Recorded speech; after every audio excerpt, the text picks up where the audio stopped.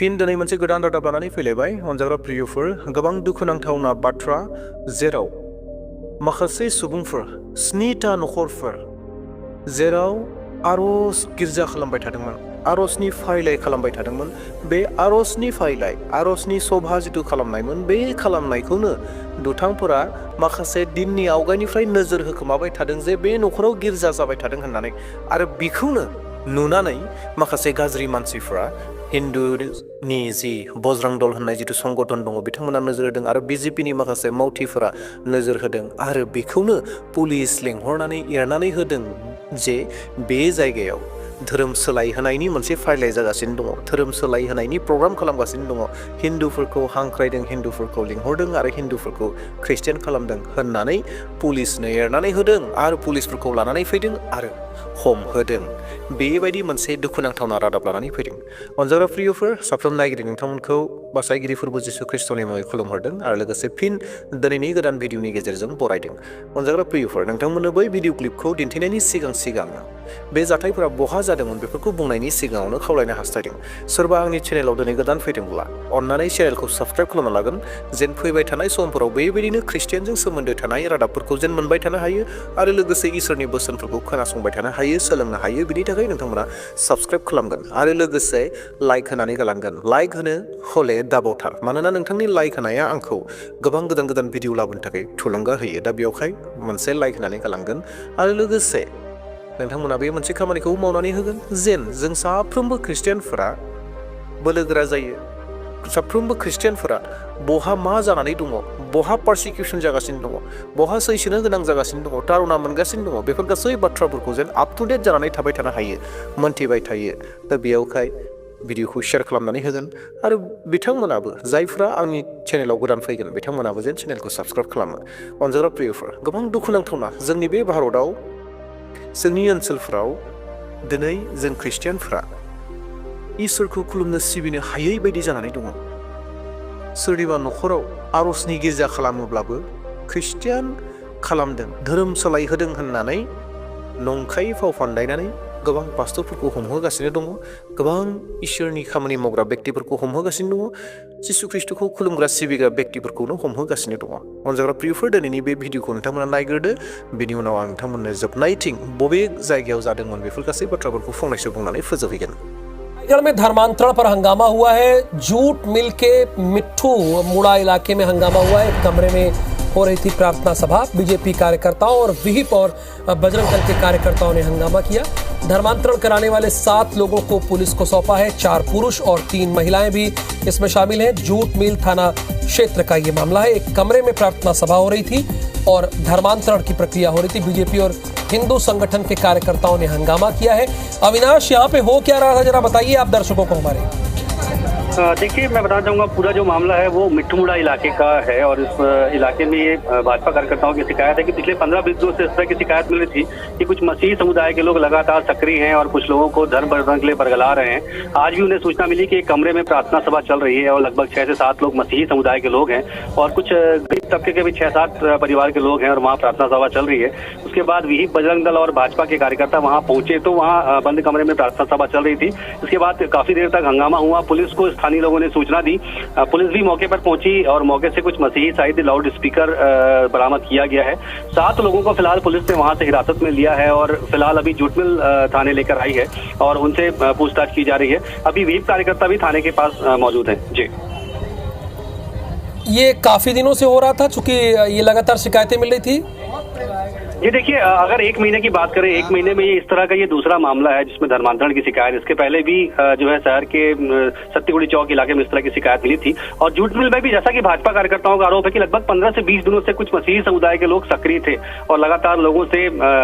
जो मसीही धर्म अपनाने की अपील कर रहे थे उसी की शिकायत के बाद जो है आज मौके पर भाजपा कार्यकर्ता और विहिप के लोग वहाँ पे पहुंचे हुए थे जी प्रार्थना में लगभग कितने लोग रहे होंगे ये बताया जा रहा है जो जानकारी मिली है लगभग 7 परिवार थे और 7 परिवार के लगभग 20 से 25 लोग थे एक बंद कमरे में और वहाँ पे इनकी जो है प्रार्थना चल रही थी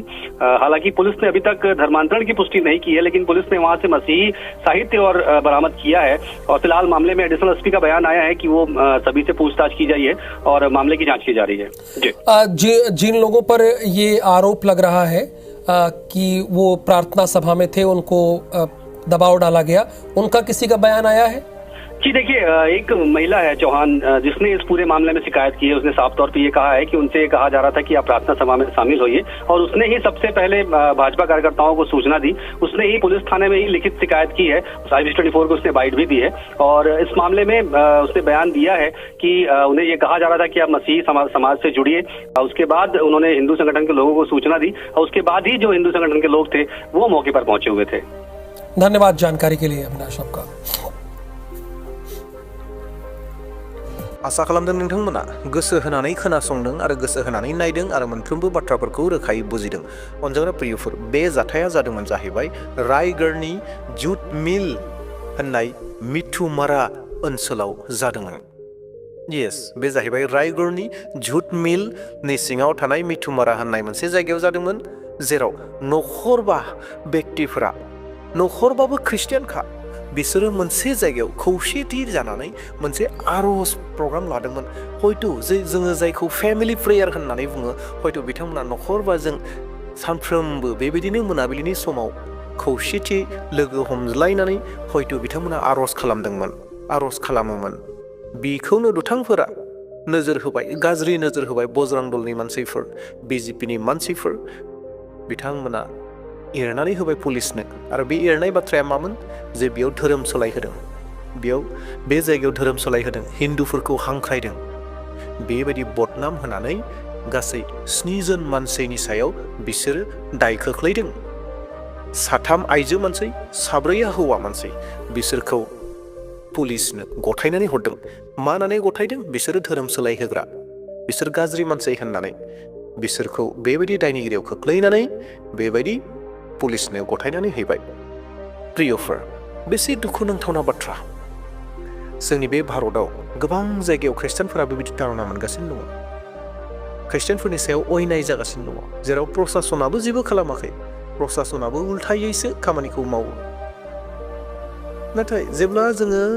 रादाबफोरनि गेजेरजों मोननो हायो, जे बाथ्राफोरखौ धोरोम सोलायहोनायनि बाथ्रा बुङो, बायदिसिना बाथ्राफोरखौ बुङो, बिसोर गावसोरनो बानायनानैसो बांसिनखौनो बुङो। नाथाय सासेबो जायफोरा जिसु ख्रिस्टखौ मोनदों, नाजावदों, गाव गोसो जानानै बै फारिलाइफोराव थांदों, बैसोर बायदि व्यक्तिफोरखौ माब्लाबाबो इन्टारभिउ लाया। गावसोरसो गावसिनि गोसो बायदि बाथ्राफोरखौ बुंबाय थायो। जुदि थारैनो बै व्यक्तिफोरखौ इन्टारभिउ लानाय मोनब्ला मिडियानि सुबुंफ्रा बैसोर बुंगौमोन जे जोंखौ रावबो हांख्रायाखै, जों रावनिबो बुरखायनायाव जिसु ख्रिस्टखौ मोनाखै, नाजावाखै, बेफोर गासै बाथ्राफोरखौ बुंगोन। नोंथांखौ सोङोब्ला नोंथाङाबो बुंगोन जे जिसु ख्रिस्टखौ मोननाया सोरनिबा लुबैहोनायनि थाखाय, माबा मोनसे धोन दौलत होनायनि थाखाय आङो जिसु ख्रिस्टखौ नाजावाखै होननानै बुंगोन। आंबो बेखौनो बुंगोन, मानोना जोङो जिसु ख्रिस्टखौ धोनजों मोननो हायाखै।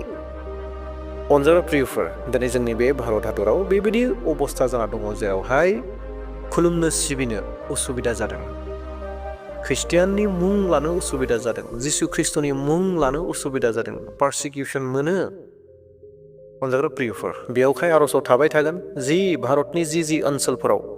बेबायदि तारना जागासिनो दङ, बैफोरबायदि ओनसोलफोराव फोथायसुलिफोरा जेन गोख्रोङै गसंथानो हायो, गसंथाबनानै थाबाय थानो हायो, बिनि थाखाय आर'ज खालामगोन। नोंथांनि पार्सनेल लाइफआव, पार्सनेल व्यक्ति जिथु प्रेयार सम दङ, बेयाव माब्लाबाबो बावनो नाङा। जों गोबां समाव सानो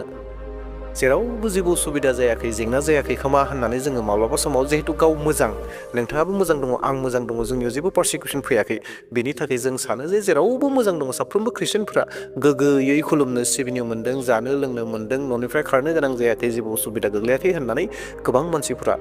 मोजाङैनो दङ होनना साननानै मोजाङै थायो। नाथाय अनजाग्रा प्रियफोर, ख्रिस्टियानफोरा जेरावबो रैखाथि गोनां जानानै थायाखै, रैखाथि गैयैसो जानानै दङ। खारबाय बायनो गोनां जादों, पुलिसजों हमजानो गोनां जादों, नंखाय दायाव खोख्लै पुलिसजों हमजाहोदों, बेबायदि अबस्था जादों। दा बेयावहाय आर'ज खालामनो दाबावथार। अनजाग्रा प्रियफोर, नोंथांमोना जि रादाबखौ मोनबाय, बे रादाबा रिसेन्टलि जानाय रादाब नङा, बे जाहैबाय थांनाय 2024नि डिसेम्बर दानाव जानाय मोनसे रादाब, मोनसे जाथाय, बियो रायगढ़नि जाथाय। दासो सोलिबाय थादों बे नङा, थांनाय डिसेम्बरावनो जादोंमोन। अब्लाबो नोंथांमोना दिन्थिनायनि जाहोना बेनो जे जोंनि हादराव गोबां जायगाफोराव तारना सोलिगासिनो दङ।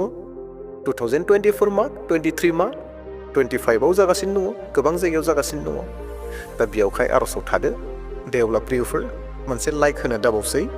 आरो लोगोसे शेयार खालामगोन जेन साफ्रोमबो ख्रिस्टियानफोरा आप टु डेट जायो। दे अब्ला इयुननि समाव बेबायदिनो मोनसे गोदान भिडिअ लानानै फैफिनबावसिगोन। दिनैनि थाखाय बेसेबां दोनथ'नोसै। बयहाबो सुख सान्ति इसोरनि आशीर्बादा थाफ्लायथों बेखौनो बुंनानै आंनि भिडिअखौ बेसेयाव दोनथ'बाय। Thank you.